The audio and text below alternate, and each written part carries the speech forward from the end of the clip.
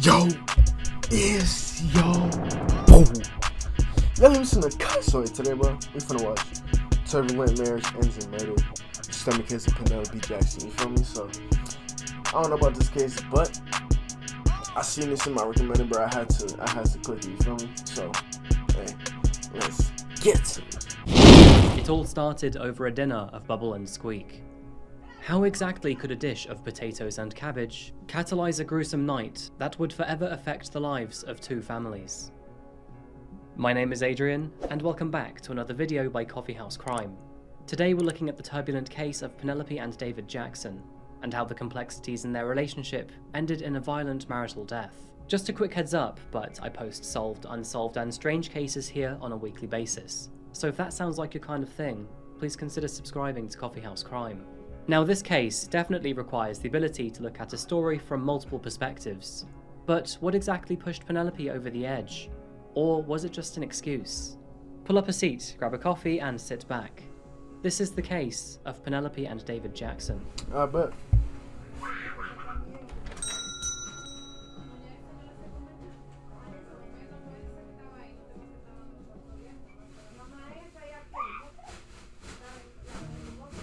Oh, Somerset. The land of cheddar cheese, golden sunsets, and of course, a British staple, cider. Somerset, which is located in the southwest of England, has always been a famous holiday spot in the UK. Somerset's villages and towns huddle close to beaches and national reserves, making it a great place to detach from the hustle and bustle of modern-day life. And it's only a short drive away from the bohemian city of Bristol, a personal favourite of mine when it comes to English cities. Located towards the northern tip of Somerset, we find a small seaside village named Barrow. Barrow has a population of not even 1,600 residents, all of which you could fit onto two Airbus A380s. In an area so remote, the phrase "not much" is often used to describe what's going on in Barrow. And rightfully so. It's a village best suited for those in their golden years, focused on relaxing in the golden sun with their golden cider, which was of course perfect for the retired couple of David Jackson and his wife Penelope Jackson. Nah, I'm not gonna lie, bro.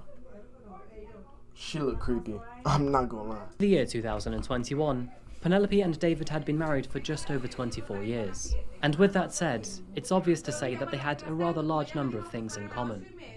Penelope was 66 and David 78, and together they both enjoyed cruising around the world and tending to their garden when at home. And although their relationship seemed happy from the outside, it certainly wasn't always like that. We'll get to this in just a moment. Marrying David in 1996, Penelope had actually married 3 men before this. Being a woman of the Royal Air Force, she had the opportunity to meet many strangers through her job. It was in the year 1973, when she was 18 years old, that she married her first husband, and together they would have 2 daughters. But the relationship between Penelope and this man would not last forever. A few years after having her second daughter, Penelope claimed that this man had become violent, and so the two of them decided to split, thinking it was the best option for their daughters. Following these violent altercations, Penelope and the kids were out of the household pretty fast, and Penelope was just as fast to find another man. This time, an RAF serviceman. The two of them married rather quickly, but this relationship would be even more short-lived than the first. Her new husband soon worked out that he didn't want to be with a woman, but other men instead, and so the two obviously decided to split up. Penelope's first 2 marriages were not easy, and by no means were they her own fault, escaping domestic violence in the first one, and lacking the right equipment in the second. But her third marriage would paint a much different picture to Penelope. She would again meet another man, and his name was Alan Warrender. The two of them met at work, and both of them were stationed at a Royal Air Force base in South Wales. But Alan was already married, and he had 3 children with his wife. This was no problem to him. They initiated a secret affair. The two would do this for multiple years, until, tragically, Alan's wife passed away from cancer. She was 36 years young, and sadly, she had learned of Alan's infidelity before succumbing to her illness. The death of Mrs. Warrender was heartbreaking, and the list of negatives to her death overwhelmed the tiny minority of positives. But one of those very few positives was Penelope. After the death of his wife, Alan essentially disowned his own children, moving them in with other family members or boarding them into private school. And he did this so he could now devote his own time to the new love of his life. The new relationship with Penelope resulted in the birth of their own daughter, and she was named Isabel. The family unit would be happy for a short while. Okay, sure, their origin was pretty rough, but Penelope had a loving husband and a beautiful baby daughter. However, yet again, this would all change. Being part of the RAF, Alan would spend long placements away from home, very often in remote parts of the world. And while on post in Saudi Arabia, Penelope grew bored. It was in this period of loneliness that Penelope met a new face. And this is where we meet the other half of today's story, David Jackson. Of course. That's always how it happens, right? The man leaves and then the shorty goes to find another nigga, you feel me? Crazy. Tragic. Being a lieutenant colonel for the British Armed Forces, he was a well-disciplined man. It was during his time on shift that he met Penelope, who at the same time worked in the administration department. She had previously worked in admin for the Royal Air Force, but moved over to the Armed Forces for better pay. Although Penelope and David were both married and had their own children, between the two of them they couldn't help themselves. The two often made excuses to see each other while at work, and this soon kept a secret for very long. It was in the year of 1993 that Alan was sent to the Middle East for work, and after returning home, he learned that his wife had been cheating on him. The news would be a devastating blow to Alan's mental health. In fact, it was so bad that, a few days after learning of this, he decided to take his own life through carbon monoxide poisoning. At Alan's funeral, Penelope would seem vacant and almost unbothered by the affair.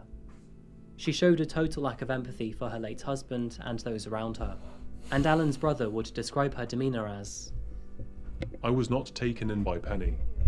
I get the impression that, to Penny, husbands are disposable, and if I had to pigeonhole her personality, I would say that she's a narcissist."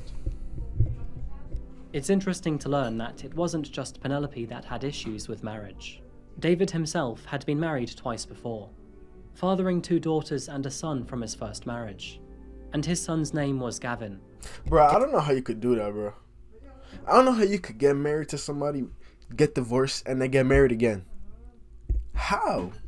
Like, after the first time, bro, you kind of gotta learn your lesson. Like, bro, that shit ain't gonna really work out. Then it happens again? And now you gonna go for a third one? Wow. It was unsurprising that David moved on from his first wife to a second marriage through unfaithful means, cheating on his first wife with his second, Sheila Taylor.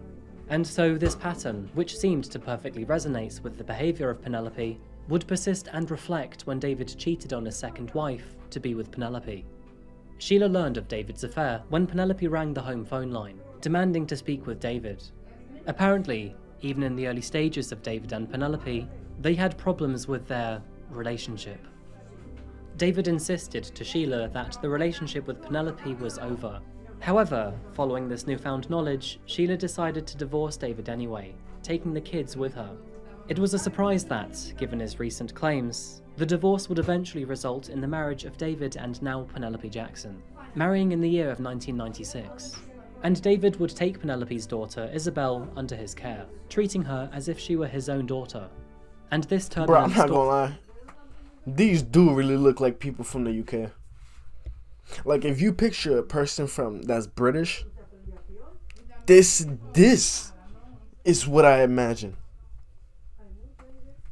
Isabel, but he is from the UK, so under his at least I think that's what he said, the UK. care, treating her as if she were his own daughter. And this turbulent story forms the backbone of today's couple.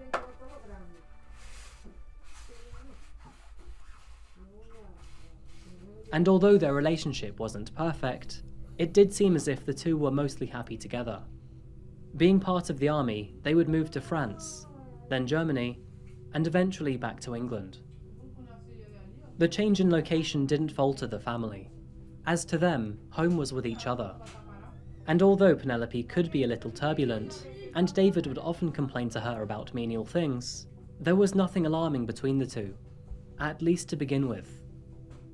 I say to begin with because that would change in the year 1998, when David learned of some rather devastating news.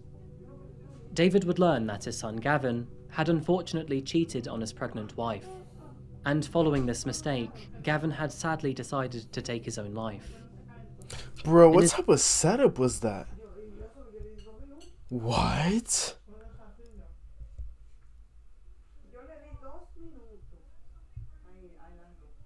I'm not In this gonna say mistake, nothing more. Gavin had sadly decided to take his own life.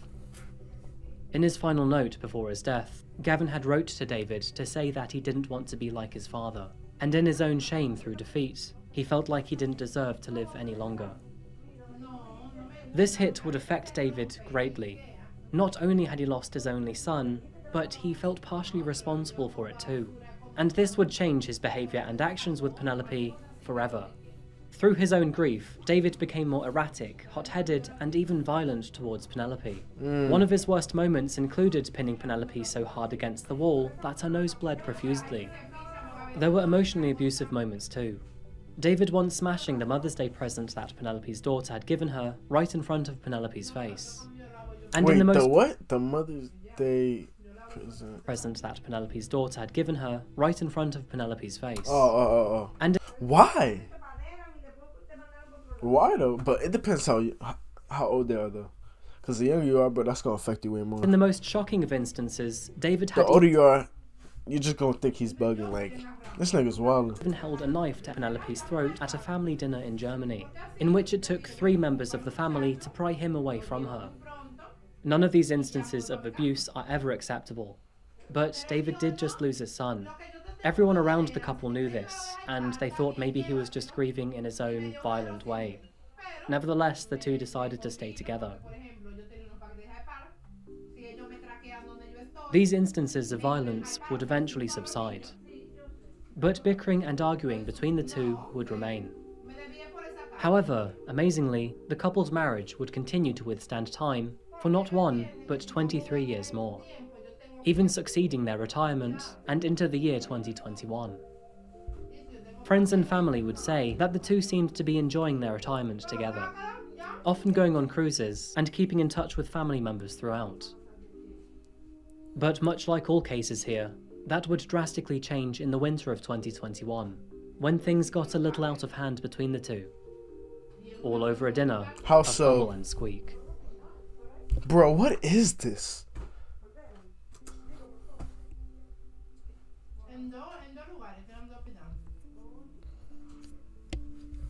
February the 13th, 2021. Oh, It was this a is cold and recent. dreary night in the thick of England's winter. The time of year where you should expect no golden sun. And this day in particular was Penelope's birthday. At least here in the UK, the COVID pandemic was rampant at this time, and the whole of the country was in lockdown. The Jackson family Nah, bro, that was the whole world. I'm not gonna lie, the whole world was like that. included. Probably not like third world countries, but first and second world countries, they were like that. Nevertheless, Is second world countries even a thing though?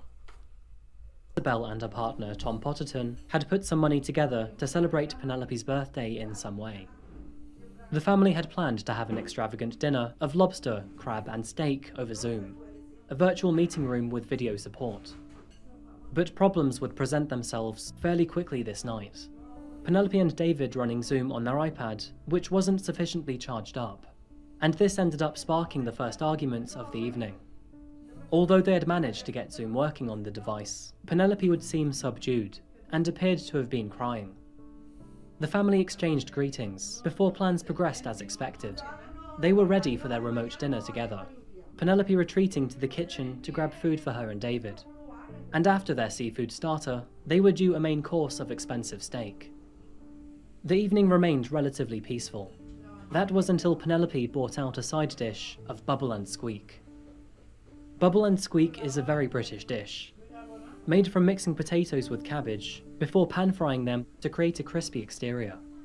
And according to some Brits, it is sometimes seen as a low-class dish, an opinion that David seemed to agree with. Believe it or not, and in the most British way possible, this was the real spark to ignite the evening's events. It was in this moment that David told Penelope that she was ruining this fancy meal by having a side dish like Bubble and Squeak. And this comment led to a full-blown argument. An argument that actually stopped the Zoom call. Penelope had always tried to keep her arguments with David away from Isabel. And so the call was ended, and that was that. Fearing that David may once again become violent from the argument, Penelope retreated to the bedroom, taking a knife from the kitchen with her.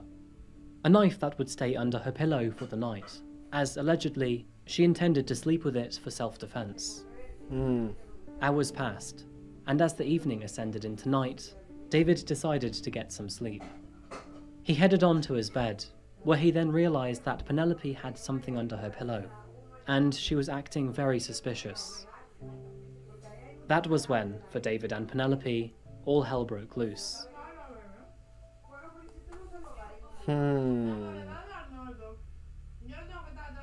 At approximately 9:07 p.m. on the 13th of February 2021, police received a rather disturbing phone call. And are you with him now? Well, I might just go and stab him again, but... Alright, do not stab him again. Why? Okay, so just listen to my voice. Okay? Yes. Stay on the line with me. I am complimenting. Okay, are you with the patient now? Well, I'm in the lounge, in the kitchen, bleeding to death with any luck. Alright, so just stay on the line with me. Look, this is not... You're not paid enough to do with this. It's not fair. Okay, well, ultimately, madam, I'm listening to your voice, and you're the help I have available, so we need to help him, okay? No, I'm not. Alright, madam, I don't... how many times have you stabbed him? I did the once, You did the once? and then he said I wouldn't do it again, so I did it twice more. So, okay. So in total, how many times? 3 times. 3 times, okay. Once I thought I'd get his heart. Sorry, I haven't got one. Oh my god, bro. Like, why would you admit to this, bro? Like, even if you're guilty and you're gonna lose anyways, this, all they have to bring up is this phone call and you lose the case. They don't need anything but the phone call. And then twice in the abdomen. A total of 18 minutes passed on this phone call, while the operator tried to keep Penelope's attention as police rushed to the scene. And at 9:25 p.m, police arrived at the Jackson residence. They calmly knocked on their front door, before Penelope arrived in her pyjamas.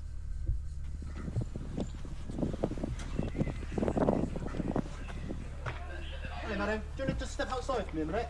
Can you come outside? Yes. Thank you. He's on the kitchen floor. Okay, at this moment in time, okay, if you just listen to my colleague. Under arrest for suspicion of step murder. You do not have to say anything, but it may harm your defence. You do not mention when questioned anything you later rely on in court. Anything you do say may be given in evidence. Yeah. Could I get my coat? Just bear with me 2 seconds. In there. I admit it all. Alright. Just get them. Alright, I want to go in. Alright. No, So, he's on the kitchen floor. can someone just stay with Devon while I go in? There's nothing nasty. And I'm certainly not... My coat's in the... You alright?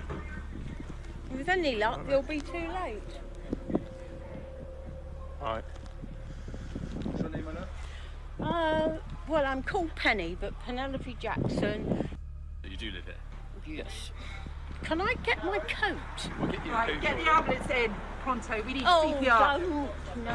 No, please don't. Yeah, we Oh, need I the should ambulance have in. stabbed him a bit more. CPR being done at the moment.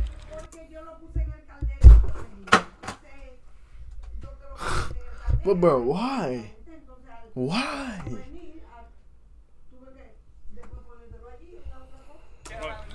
Yeah. Come on. Come with me, mate. Want my keys? Emergency services found David lying on the kitchen floor, wearing nothing but his underwear, and in a pool of his own blood. They performed CPR immediately, but sadly, their attempts proved to be unsuccessful. David had unfortunately passed away. Penelope made no attempt to hide or conceal her actions. I don't know why In fact, not. she made it pretty obvious that she killed her husband, even hoping to police that he was dead. Yes. I stabbed him. Penelope felt no remorse for her actions. Once. Because he's a... She was bold and brash with her statements, and it actually seemed that she was more bothered about getting her coat and staying warm. He's an aggressive bully and nasty, and I've had enough. And when he said you wouldn't do it, I did it twice more. Coats in. What colour's your go coat? In the front. Yeah. Grey wardrobe. Okay, it might be a while, all right, but I'll try and get. There's obviously a lot going on. Okay. Oh, but then it'll be too. Penelope, my advice is don't talk about it now. Okay. No, I have no intention of not agreeing to what I've done. Okay. I know what I've done. All right. And I know why I've done it. And if I haven't done it properly, I'm really angry. As she arrived at her local police Like, bro, like, station, this is the face of a bot. This is a bot. Textbook bot / Karen, low key, but bot. Penelope's arrest was upgraded from attempted murder to murder. Of And course. even worse, Of course. she was joyful to learn that her husband was now dead. All right, Penny. I'm further arresting you for murder. Good. I've already cautioned you, so your necessities Oh, for your arrest good. is for a prompt and effective investigation and stop further harm. Sorry, that one's a bit tight. We're gonna We're gonna move them to the rear in a minute. minute. The DO's just come out to check your temperature, and then we'll move you in. And then Mind we'll your go head. from there. Just stay there for the time being. All right. I wouldn't mind my slippers. All right. I'm not Do you want her out? exactly. Yeah. All right. Step out. Mind your head. Yeah. I'm very sorry for being a nuisance. Just got to take a temperature, okay? Yeah. Oh, that'd be just really great. Get COVID on the top of it. So, what exactly happened to the two when David decided to head to bed? Upon realising what was under the pillow, David asked Penelope what she was planning to do with the knife, to which she confessed that she was planning on taking her own life with it. Penelope claimed to officers that she had enough of all the abuse and arguments that she was being put through, and to her this was the only way out. But David did not take Penelope seriously, and in response said, "Just get on with it then." And with that said, Penelope grabbed the knife and retreated to the spare room of the house. Following her into the room We back when Karen died. was a scribbled comment that read, "Self-defense." While Penelope was writing this letter, David had managed to crawl into the lounge in order to get to the phone. He then walked into the kitchen and called for emergency services, before saying to Penelope, "See how it feels to have the police phoned on you." In the first minute of this phone call, David could be heard telling Penelope that she wouldn't dare stab him again, and that the first time was just a fluke. And seconds later, David can be heard screaming in pain as Penelope stabbed him a second time. Then moments later, a third.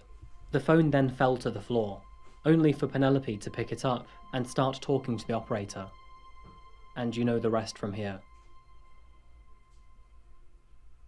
Although Penelope was only arrested on suspicion of murder, she had certainly said and presented enough to police to rule out any doubts, and they would begin questioning her the very next day.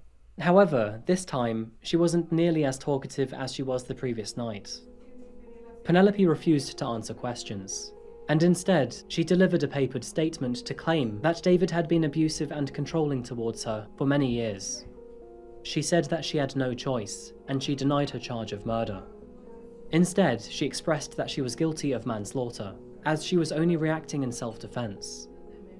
Penelope continued to paint. If it was self-defense, you would just beat the case. You feel me? I mean, that's best case scenario, but bro, if it was actually self-defense, bro, you would have beat that case.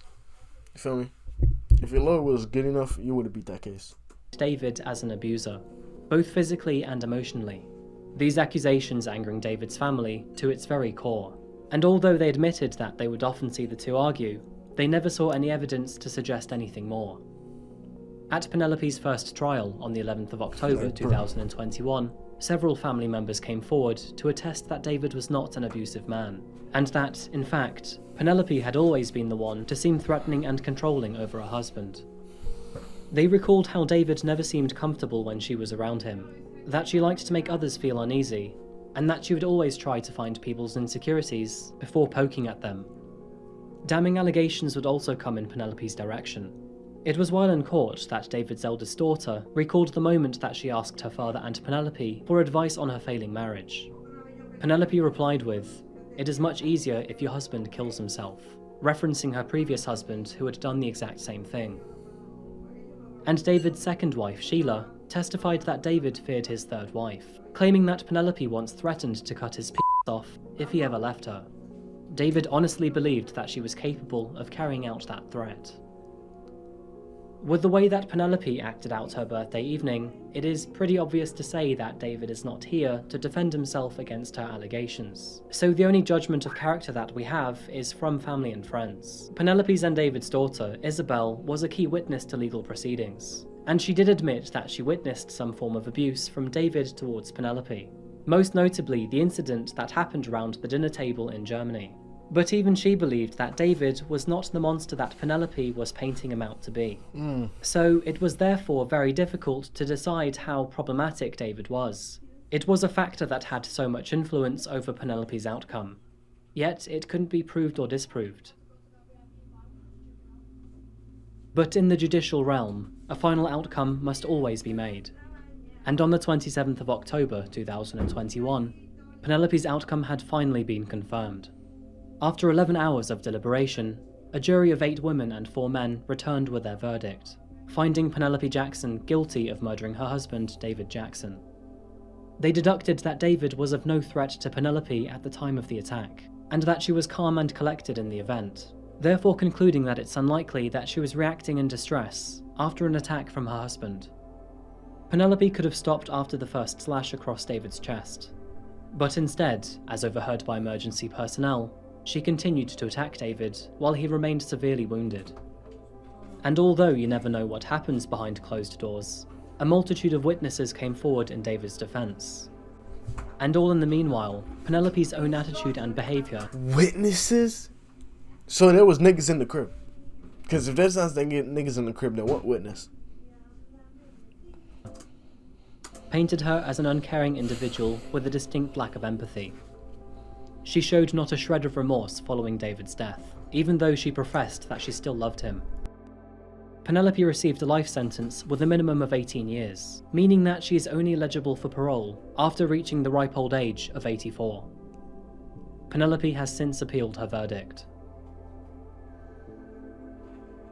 And that pretty much marks up the end of today's case.